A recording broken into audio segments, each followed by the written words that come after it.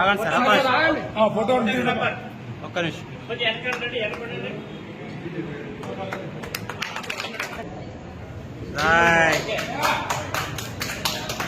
కాపు, తెలగ, బలిజ, ఒంటరి సంఘం ఆధ్వర్యంలో ఈరోజు ఉచిత వైద్య శిబిరం ఏర్పాటు చేశారు.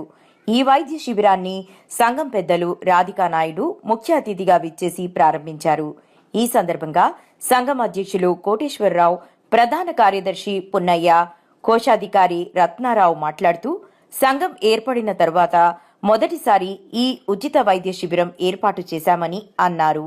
ఈ వైద్య శిబిరంలో doctor Boggu Suresh, doctor Prasad, doctor Subrahmanyam, doctor Rambabu, doctor Sukanya, doctor నిహారికల ఆధ్వర్యంలో ఉచిత కంటి పరీక్షలు, దంత పరీక్షలు చేసి అవసరమున్న వారికి ఉచితంగా మందులు, కంటి అద్దాలు ఇస్తున్నామని తెలిపారు.